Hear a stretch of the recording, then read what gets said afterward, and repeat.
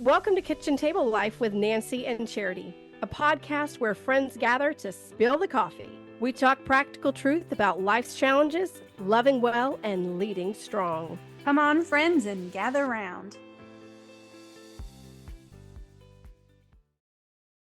On today's podcast, we're asking the question, is joy a position or a response? Hey, Nancy, while I was preparing for today's podcast, I asked myself, what are some things that steal my joy? Because we've all heard the phrase, what sparks joy? What brings you joy? And I'm like, oh, well, what takes away my joy? I instantly thought of group projects. You started with the glass half empty, I see. I did, which is, I really did. I like to how can I make it better? So for me, it's not focusing on the negative. It's okay, there is the negative, but we're not going to let it be negative. We're just going to acknowledge it so we can fix it. Sure. I want to be a good leader. I want to grow. This is an area of growth for me, group projects. And the best leader brings people forward and doesn't give into OCD and perfectionism and all that stuff that is not perfect about me anyways. Right. So it's an area of growth for me. And then I asked myself, well, what are some things that bring me joy? Yeah. And instant thoughts are an organized closet, no dirty dishes in the kitchen. Tell you when you said organized closet, it was like a piece washed over me. There's a reason why we're friends. Yeah, organization is like, if it was a love language, it would be mine. I like to, I have a junk drawer that I organize ever so often. Yeah, I don't have a junk drawer. Like when I talk to people and they're like, well, I mean, you've got a junk drawer, right? And I'm like, I don't. I do not.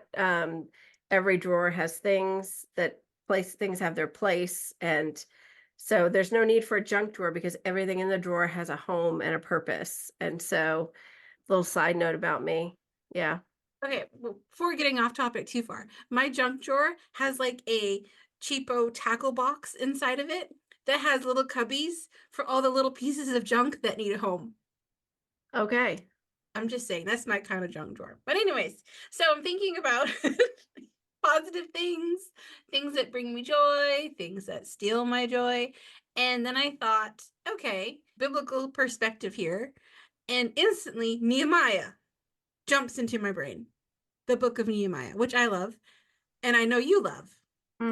Well, and before you share this verse, I just, you and I had talked about it kind of pre-show, is that every one of those scenarios you're talking about, the joy was conditional based on the circumstance. Yes. When I was preparing for this, I remembered, I was like, Nancy loves Nehemiah. I do. I'm like, I think she preached on Nehemiah when we first met. Like, it's one of my core foundational friendship memories. Well, it's the best leadership book of all time. It really is. And it's my favorite. And of course, Squirrel, I was like, oh, if I ever have a son, I should name him Nehemiah. That's a great name. And then I'm like, but people will shorten it. And I don't know if I want to call my son Nini or Maya. I'm just saying. Anyways, that's off topic. Does that bring you joy to be off topic? I don't know. That's okay. Let's refocus. I want joy in my life to be real joy and not to be conditional or circumstantial. And anyways, Nehemiah, he was working on rebuilding the broken city walls. Yes. Kind of like rebuilding a bad group project. It was a really bad group project. He had to get everybody involved. Right. And I love how Nehemiah declared, the joy of the Lord is my strength. And what's so interesting, I read a book by Stephen Furtick recently. And in that book, he said, my joy is my job. And that resonated with me. Nehemiah, very much the same thing. You said, the joy of the Lord is my strength. It's where he was getting his joy from. It sure wasn't having to fight and build a wall. No. It sure wasn't having to do a group project. I mean, the Bible doesn't talk about what happened, but these are still people. So, there had to be some crazy moments. One of my favorite verses So what you got to know about Nehemiah is anytime somebody starts to do something good, there's always a naysayer or somebody that wants to come along and, bring you down a peg or two. He had a couple of guys that were trying to do that. They were trying to set him up. And so they would be like, "Oh, come on, we've got a message for you. Come, And Nehemiah in chapter 6, verse 3, he says, he sent a messenger back to them and he said, "I'm doing a great work. I cannot come down. Why should the work stop and I leave and come down to you?" And then they come to him and he's like, he keeps telling them, "I'm doing a good work and I can't come down." And, sometimes we allow, like you talked about, the circumstances to impact our joy. And then we become distracted by the naysayers and all those folks. And we come down off of where God's called us to be so we can deal with them, so we can make a defense. But the Bible actually tells us that God's going to defend us, that no weapon formed against us is going to prosper. I mean, the verses go on and on. And so we've Right. got to stay focused and we've got to realize that joy is part of who we are. As we were looking at this topic, I'm looking at a season in my life where it's like every area of my life in this season, well, maybe every area is too broad, but quite a few large buckets in my life, right?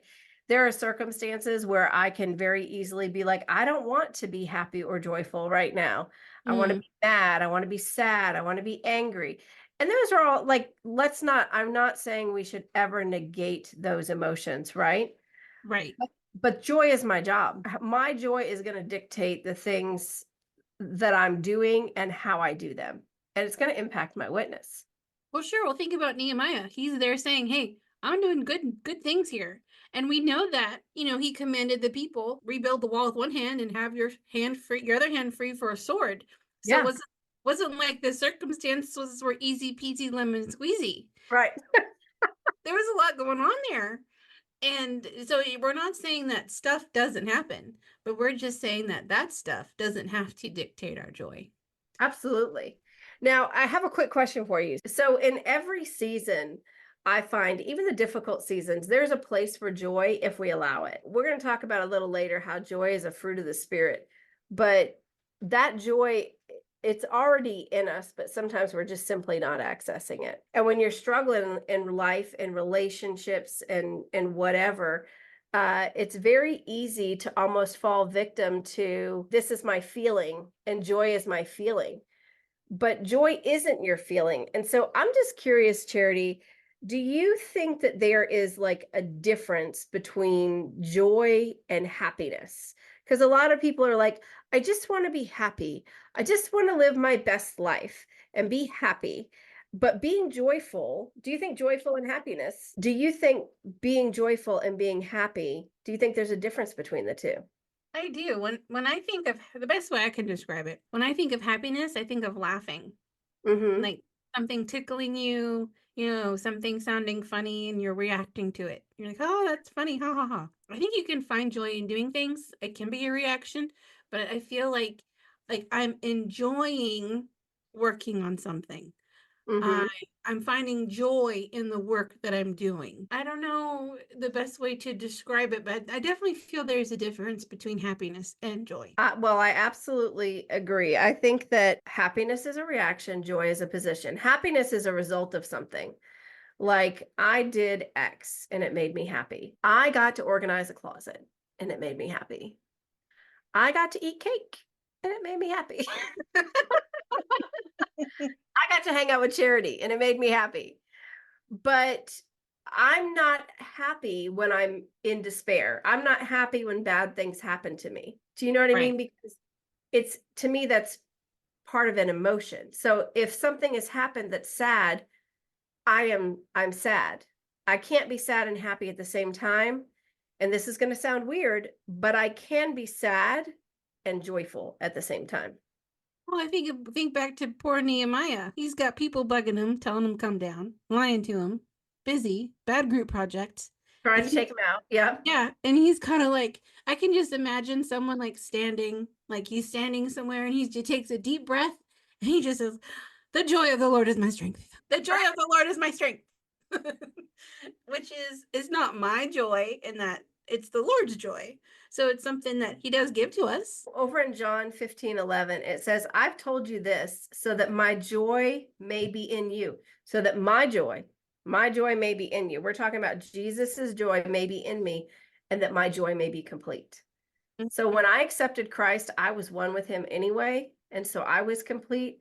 But I just I don't know. I just think about that because when you think about Christ, you think about the sacrifice, you think about the power, the authority, you just think about so many things about Jesus. And you can't really think about him without just having a joy for everything he represents, so that my joy may be in you and your joy may be complete. I mean, if that's not the epitome of who he is. Over in 1 Peter 1:8 and 9, it says, though you've not seen him, you love him. And even though you do not see him now, you believe in him and are filled with an inexpressible and glorious joy, for you are receiving the end result of your faith, the salvation of your souls. It's part of who we were designed to be. You know, it's great, Nancy, is that joy is just one of the fruits of the Spirit that God wants to give us.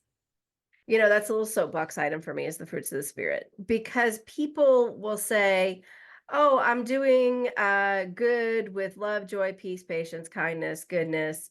But the whole self-control thing, I'm on the struggle bus. Just logistically, the Spirit of God is within us. Our spirit is one with his. And I'm not trying to get too technical, but Right. these are not things to be achieved. They're byproducts of who we became when we accepted Christ. Right. Now, some of them are not perfected. That's all sanctification, and that's a whole nother podcast. We don't have time to do all that right now. When we're living from our spirit and not from our soul, these things are byproducts of who we are. And joy is so important. It's so foundational to who we are. And if we can sit from a position of love and joy and peace, I mean, I just want you to think about how easy it is for patience, kindness, goodness, gentleness, self-control, how much easier those are if we can just rest in those first three. They are all parts of who we are after we've been saved. If we will choose to live from the Spirit and rest in those, the rest, I mean, it's just like they come like a snowball effect. Do you know what I mean? You can rest in one, the rest really just kind of snowball as you continue to choose to live from the Spirit and not from who we once were. Poor Nehemiah. All I got to say is he declared, the joy of the Lord is my strength. What's to stop us from declaring the love of the Lord is my love? You know, the whole fruits of the Spirit, each one of those, you could plug it all right in. Well, and that's a whole nother podcast, is the power of our words and how we do that. But I want to tell you something about Nehemiah that because people take little nuggets from here, but Nehemiah was serving a king and he felt called to go rebuild this wall. So he first prayed, and then he had the courage to ask. And so I want you to think of all the things that had to happen for him to ever even get to this city to start doing this group project and building this wall, and the number of obstacles he must have faced. Yet the joy of the Lord is my strength. And I'm willing to bet, now Nehemiah and I haven't sat down and chatted, or anything like that, but just one human to another, I'm willing to bet that there are times he wasn't happy. He was frustrated. He was downtrodden. He was sad. But his position was, the joy of the Lord is my strength. So joy is my job. I titled this podcast, Joy is my J.O.B. When you think about your job, right, for most people in America, this is what is necessary to live the rest of our life. It's how we pay our bills. It's how we pay our mortgage. It's how we put food on the table. Without the job, those things aren't possible. And so when I say joy is my job, it's important as a foundational fruit and fundamental that will impact all other things if it's absent, because I choose to live from something other than the Spirit. So it's a byproduct of my relationship with the Lord. And we talked about earlier, but if you're born again, the Spirit of God lives within us. It's not something we have to long for. We don't have to hope for joy. We don't have to ask God for joy or beg for joy. It's like, this is who you are. So joy is a byproduct of our relationship with the Lord. It's not something we have to beg and plead for. We don't have to ask for more joy. We don't have to seek more joy. It is a byproduct of the Spirit of God that lives within us. It's not something we long for. We already possess it. Right. And sometimes when the things happen, we have to realize where we are and kind of refocus and say, God, I'm going through something. I don't feel the joy, or something's overwhelming me. We have to refocus and be like, hey, wait a minute. God has given me what I need. I just Right. have to receive it and use it, because you have to remember where you are. You got to say, here I am. I don't have to stay there. It doesn't have to overwhelm me, and God is going to be with me and take me through to whatever position he has for me. Right. Well, and I think we were talking about, I mean, just churchy people. I'm walking around, I'm coughing, I'm sneezing, I'm miserable. Instead of saying, Charity, I've got the flu, I'm praying for me, I'm walking around going, oh, I'm healed in Jesus' name. I'm not sick. I'm not sick at all. We've all met those people. But the reality is, you are sick. So let's say I'm not feeling well, but the Lord is healing me right now. Mm-hmm. Because and just to your point a minute ago, I may not be happy. I may not be what we describe as joyful, where I'm excited and, just, oh, this horrible thing has happened. But we can sit from a position of the joy of the Lord is my strength when things are messy. The joy of the Lord is my strength when things are hard. The joy of the Lord is my strength when I didn't get the report that I wanted. The joy of the Lord is my strength when I am lacking sleep and sanity, We're not going to deny where we're at, but we are going to proclaim his word. And because there's a song for everything. Of course there is. Oh, there's some, my brain is just being flooded with memories from like childhood Sunday school. Here's my cup, Lord. I lift it up, Lord. Come and quench the thirsting of my soul. Bread of heaven, feed me till I want no more. And I mean, You keep saying, I literally don't. I know. And see, that's why I have to bring it out for you. That way you can share in my joy. Absolutely. Absolutely. Well, again, we don't want to deny the reality of where we are, but we do want to remember our position. So as you go forward this week and recognize that joy is your job, also recognize whose you were.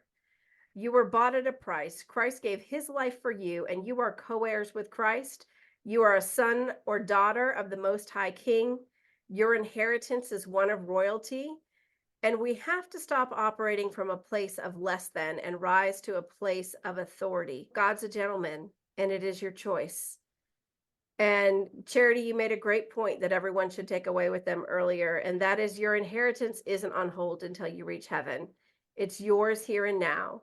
You can choose to live by the Spirit and operate in the joy of the Lord. Until next time, be sure to like, share, and follow us on social media. And keep it real at the kitchen table.